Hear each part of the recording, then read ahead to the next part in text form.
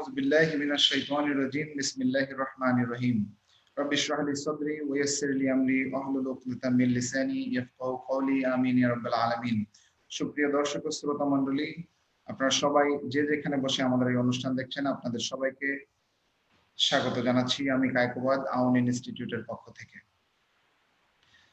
চারিদিকে এই বিভীষিকাময়ের ভিতরে আমরা আল্লাহ রাব্বুল আলামিন এর দরবারে লাখো কোটি শুকরিয়া আদায় করছি, যিনি আমাদেরকে এই সুযোগ দিয়েছেন। আমাদের সাথে জয়েন করেছেন আমেরিকা থেকে শেখ ইসলাম মোসাদ। আল্লাহ রাব্বুল আলামিন আমাদেরকে এই সুযোগ দেওয়ার জন্য আমরা সবাই আল্লাহর দরবারে শুকরিয়া আদায় করছি, আলহামদুলিল্লাহ রাব্বিল আলামিন। শেখ ইসলাম, যিনি নর্থ অস্টিন মুসলিম কমিউনিটি সেন্টারের রেগুলার ইমাম এবং খতিব। উনি পেশায় একজন ইঞ্জিনিয়ার। ওনার সবচেয়ে বড় পরিচয়, উনি নিজেই হাফেজ হয়েছেন। আলহামদুলিল্লাহ উনি আমাদের সাথে জয়েন করেছেন। উনি নর্থ অস্টিন মুসলিম কমিউনিটি সেন্টারের রেগুলার ইমাম। আমাদের সাথে আরো একজন পুলিশের ঊর্ধ্বতন কর্মকর্তা জয়েন করার কথা, ইনশাল্লাহ উনি হয়তো জয়েন করবেন। ওনার একটা ইমিডিয়েট আর্জেন্ট মিটিং করার কারণে উনি আসতে হয়তো একটু দেরি করবেন, বাট আলহামদুলিল্লাহ আমরা আমাদের এই মিটিং কন্টিনিউ করবো ইনশাআল্লাহ। সো দর্শক মন্ডলী, আউন ইনস্টিটিউট আপনাদের জন্য দুটি কোর্স অফার করে থাকে। একটি হচ্ছে নোমান আলী খানের ড্রিম প্রোগ্রাম, আর একটি হচ্ছে বাচ্চাদের Tahfiz which is Quran মেমোরাইজেশনের programme. সকাল এবং বিকালে আমরা এই প্রোগ্রামটি চালু রাখছি। আমরা এখন অনলাইনে করছি বিকজ অফ দ্য লকডাউন সিচুয়েশনের কারণে। আমাদের এখানে স্কুলের পাশাপাশি বাচ্চারা হিপস করতে পারে। সো দর্শক মণ্ডলী, চলুন আমরা আজকে আমাদের মূল অনুষ্ঠানে চলে যাই। আমাদের সাথে মেহমান রয়েছেন শেখ ইসলাম মোসাদ, সুদূর আমেরিকা থেকে, যিনি টেক্সাস অঙ্গরাজ্যের অস্টিন শহরের নর্থ অস্টিন মুসলিম কমিউনিটি সেন্টারের যিনি ইমাম, তিনি আমাদের সাথে রয়েছেন। আমরা তার কাছ থেকে ইনশাআল্লাহ কিছু বিষয় আলোচনা শুনব, যেই আলোচনাটি আমাদের বর্তমান সমাজে, আমাদের প্রত্যেকের জীবনে এবং সমাজে রাষ্ট্রীয়ভাবে এবং ইসলামিক ওয়েতে কিভাবে আমাদের এই রমাদান আমরা কিভাবে আমরা পালন করব, কিভাবে আমরা এই রমজান, আমাদের অলরেডি 15টি রমজান শেষ হয়ে গেছে, বাকি 15টি রমজান আমরা কিভাবে সাজাতে পারি, ওনার মতন একজন বিজ্ঞ আলেমের মুখে আমরা শুনবো কিভাবে আমরা এই বাকি 15 দিন আমরা কাজে লাগাতে পারি। তো চলুন শেখ ইসলাম Mossad.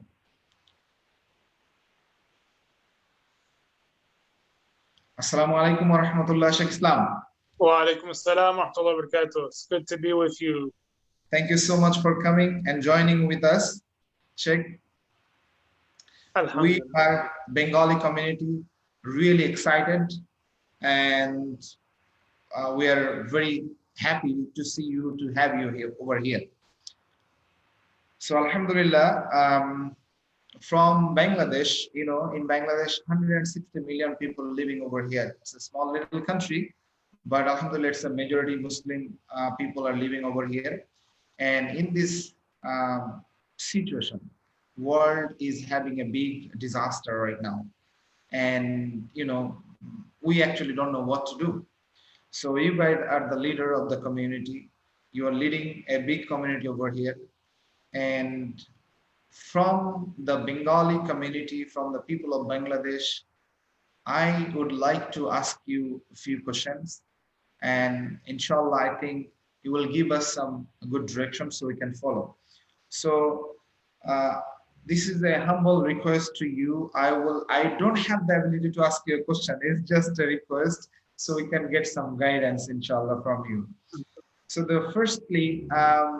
first and foremost, what I like to ask you that you know, this is a different Ramadan, and I haven't seen any Ramadan like this. I haven't seen any Ramadan without Tarabi in my whole life, Allah.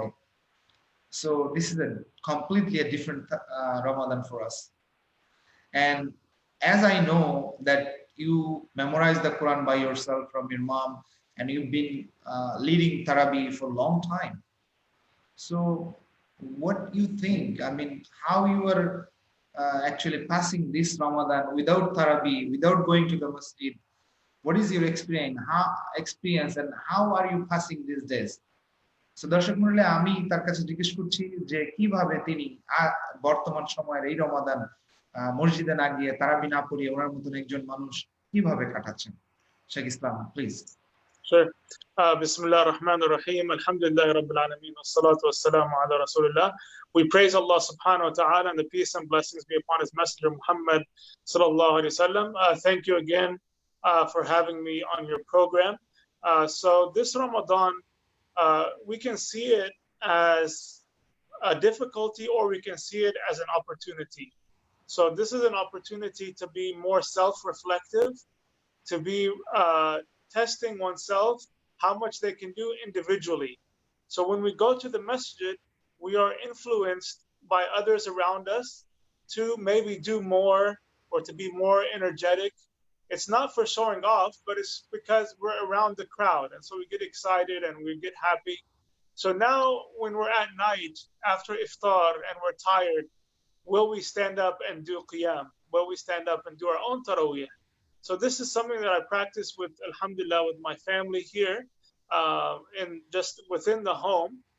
We pray tarawih after we pray Salat al-Isha in Jama'ah.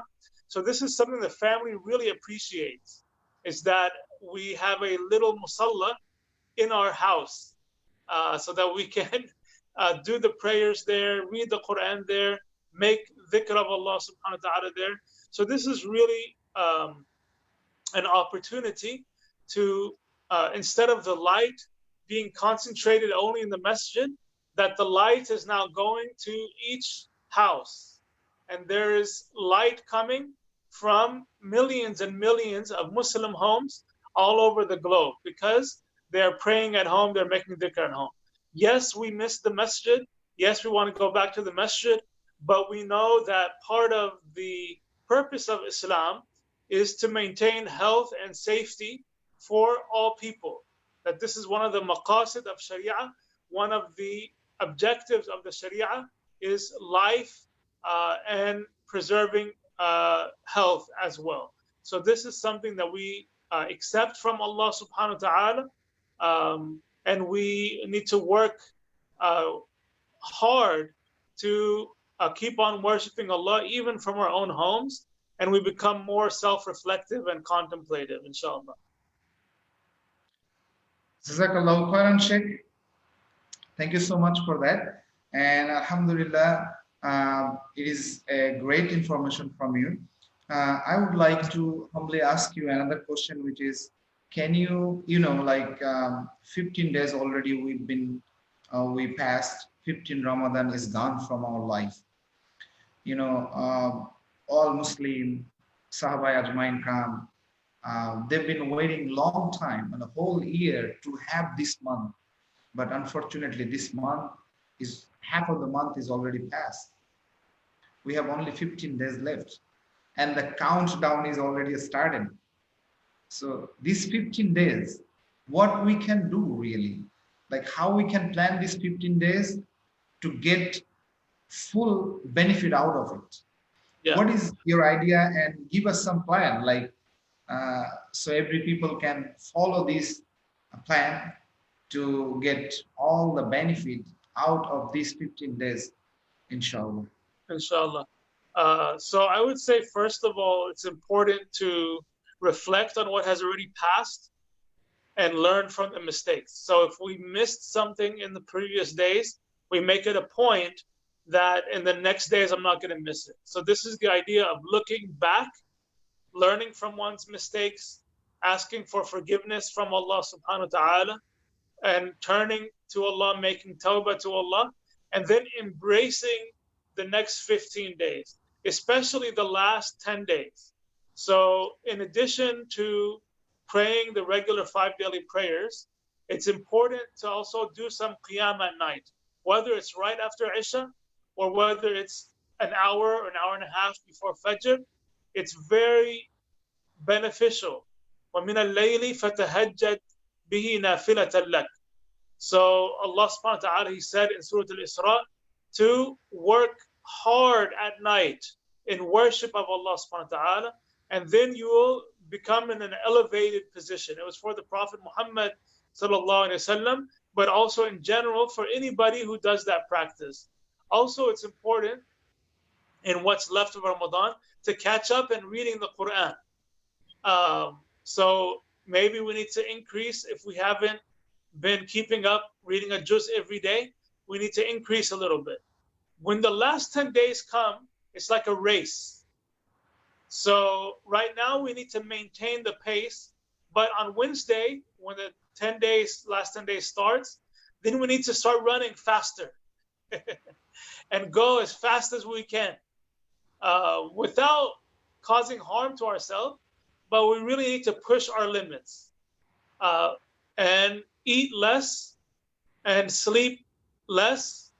And when a person breaks their fast, they want to have all the pakoras and the khajul and all the different chola and all these different foods and everything they want to eat.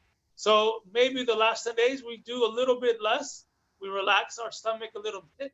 So this way we will sleep less, right? So I would say it's very important to mentally have an understanding that this, as you mentioned, will never come again. And so I need to do everything I can, especially in the last 10 days, and know that the victory comes from Allah. It's like a person who is digging and looking for treasure. Maybe sometimes it gets hard when you're digging and you don't see the treasure. But eventually you will start seeing the treasure. You start seeing the light and Jannah and all of those things coming closer. When you start seeing it, you will work even harder and be more motivated. So this is in the last 10 days. There will be more and more nur, more and more angels coming down. And so you can start feeling, oh, I'm getting to the finish line. So this is why we become more excited. But for the next 5 days, some more hard work. Last 10 days, we start seeing more light, more enjoyment of the ibadah, of the worship. And we see that the transformation within ourselves, that we've stayed away from sins, that now, as Imam Ghazali said, if people did not sin, then they could see into beyond even the heavens. If they didn't commit sins, they could have a different perception. So this is our perception is changing in Ramadan with each Ramadan that we experience. Alhamdulillah, Jazakallahu khairan, Sheikh. So, Sheikh, some of the people, mostly in Bangladesh, I see that they have a plan to finish like they do khatam of the Quran, like they wanted to finish the Quran, just the reciting without understanding. What is your idea, or what is your advice for them? Is it really necessary to finish the Quran just reading, or it is really necessary to understand the message of the Quran? What is your advice for them? Sure, I would say to have a dual approach. So have one, because for each letter you recite, you're getting 10 good deeds. So have a recitation where you're trying to read, but also it's very important to have a recitation where you're trying to understand. And so spending time, if you have a tafsir in Bengali or in English, and the Prophet, peace upon him, he used to teach the Sahaba 10 ayat at a time, 10 verses at a time. They would memorize them, understand them, and then put them into practice. So that's taking it to the next level, is that a person is not just reading and understanding, but also applying and practicing. So for example, in Surah Al-Isra, وَقَضَى رَبُّكَ أَلَّا تَعْبُدُوا إِلَّا إِيَّاهُ وَبِالْوَالِدَيْنِ إِحْسَانًا. So we read that verse, then we understand, oh, I need to be good to my parents. Then step 3, I need to go and do something nice for my parents. I will give them some flowers. I will serve them at home. I will call them. I will visit them. So this is the idea of putting the Quran into action. The Prophet ﷺ, Sayyidah Aisha described him as a walking Quran. If you want to know what was the character of the Prophet, it was the Quran. He is forgiving, he is merciful, he is just, he is direct in the truth against falsehood. So this is how the Prophet, peace upon him, was. He was shaped by the Quran. So we need to allow the Quran to shape us, that Allah will shape us and mold us with His words. So what better way than to spend time understanding and implementing the words of Allah subhanahu wa ta'ala. And a fourth dimension, besides reading, understanding, and practicing, fourth dimension is بَلِّغُوا عَنِّي وَلَوْ آيَةً, tabligh. Inform others about the Quran, that you will find your understanding and your practice will increase manyfold when you're teaching it to others. خَيْرُكُمْ مَنْ تَعَلَّمَ الْقُرْآنَ وَعَلَّمَهُ. Best of you is the one who learns the Quran and then teaches the Quran. So I would say it's a comprehensive package of reading, understanding, practice, and conveying the message altogether. Jazakumullahu khairan. Sheikh, I would like to ask you a different type of question.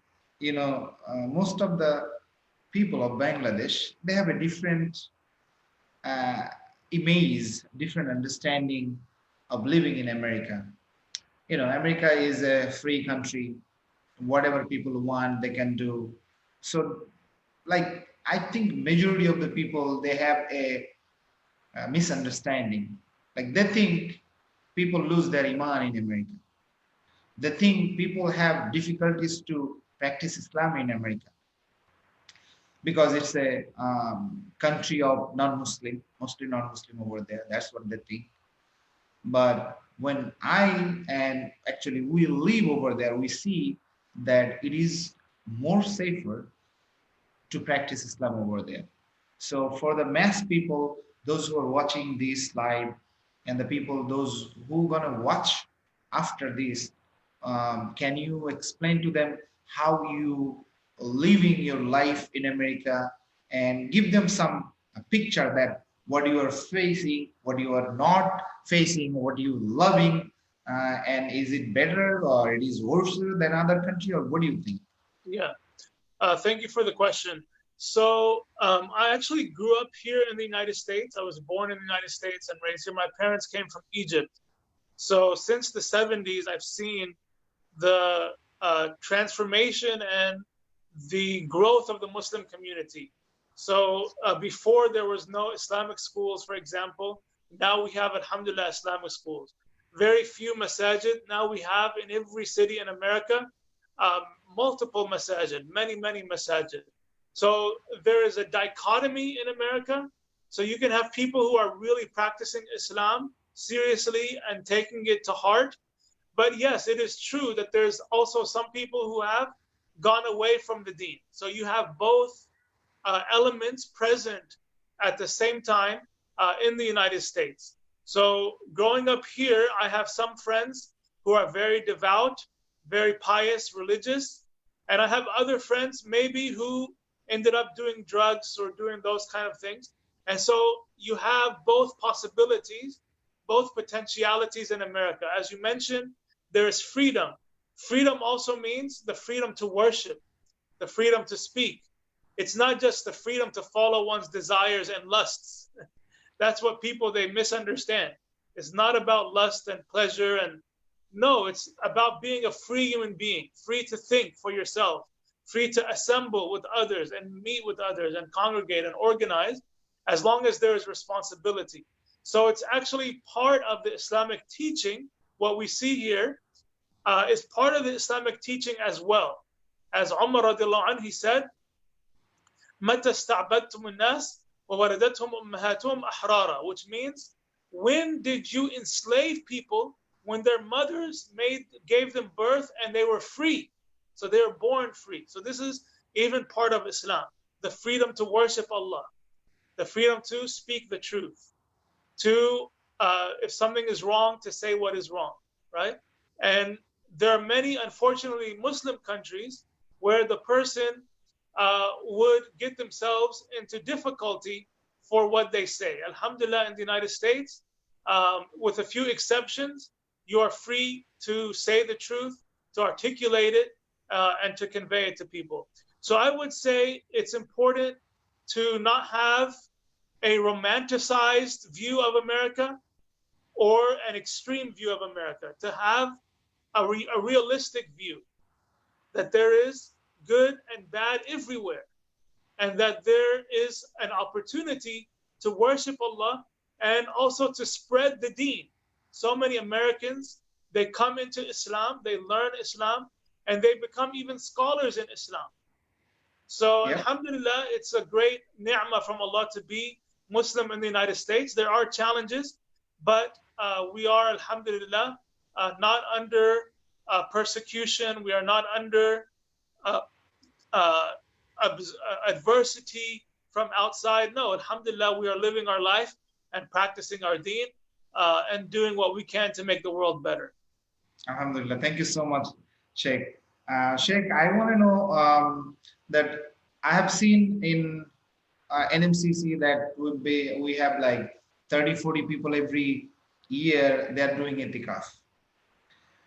This year probably there is no itikaf.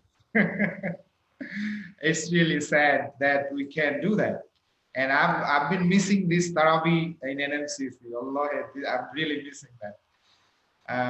So what is the plan for itikaf this year? Like people are in home. So how they can do their itikaf? If you can tell us elaborately so we can follow that.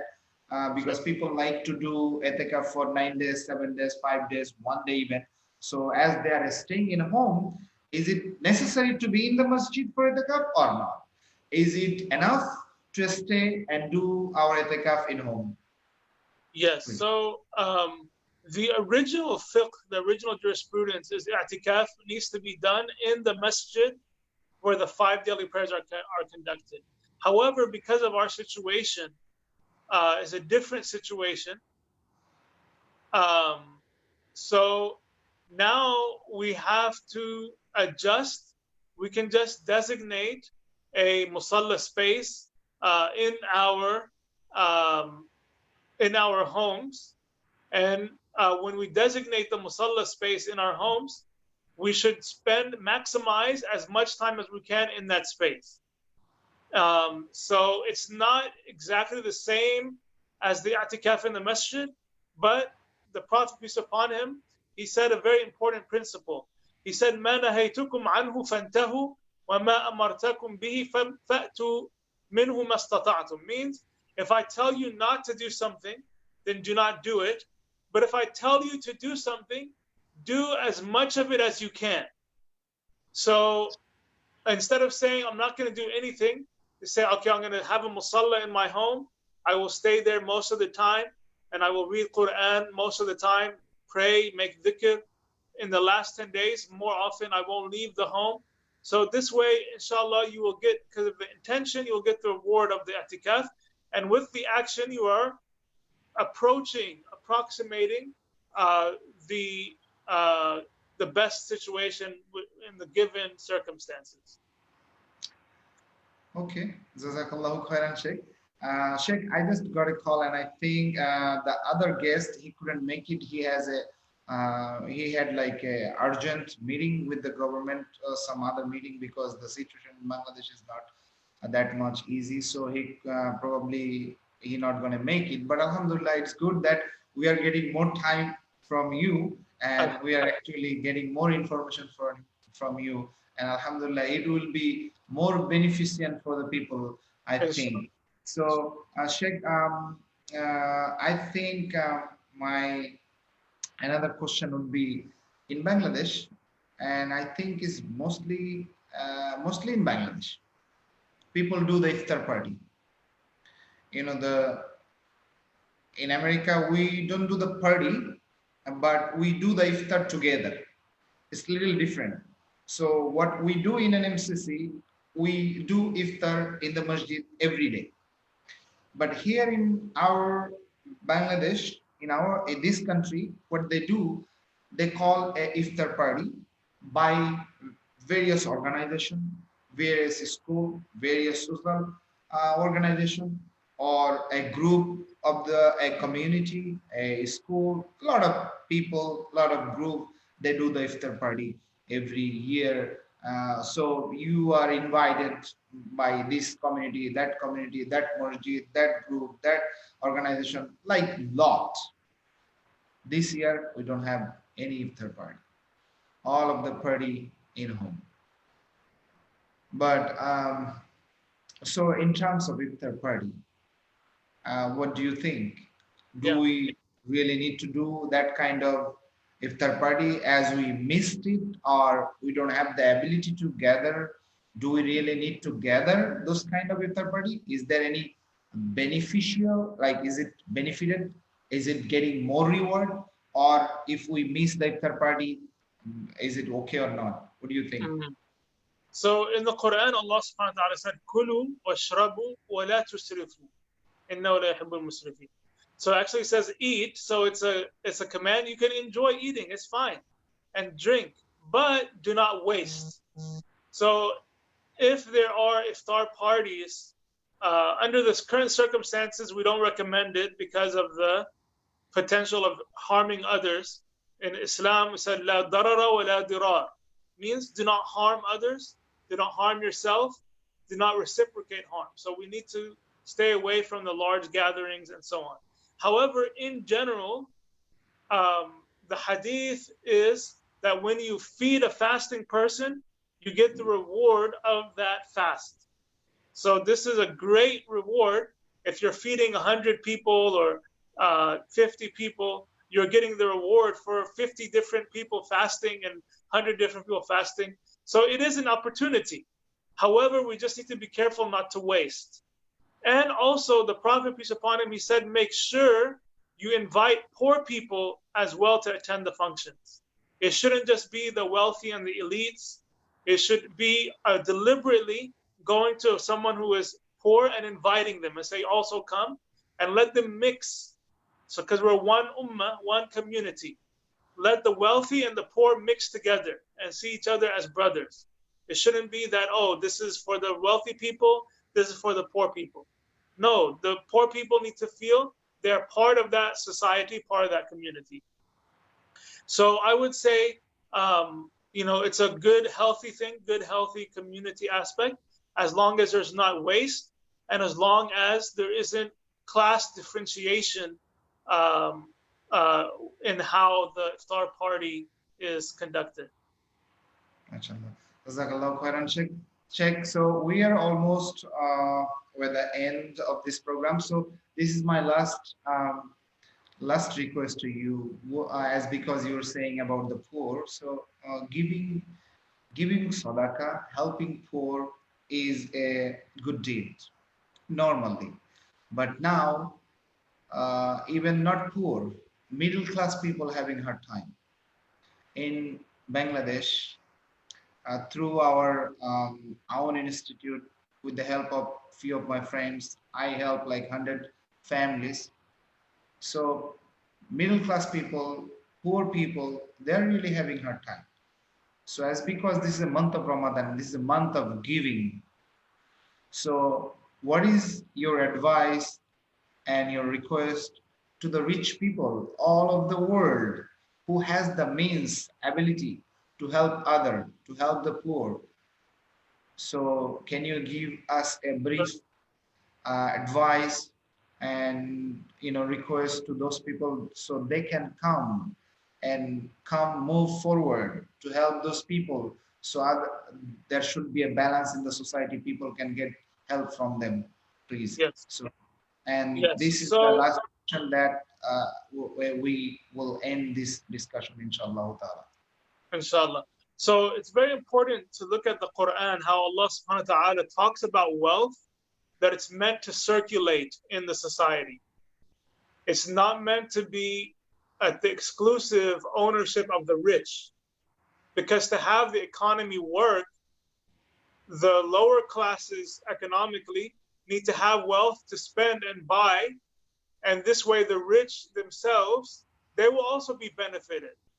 So there's a circulation of wealth and income.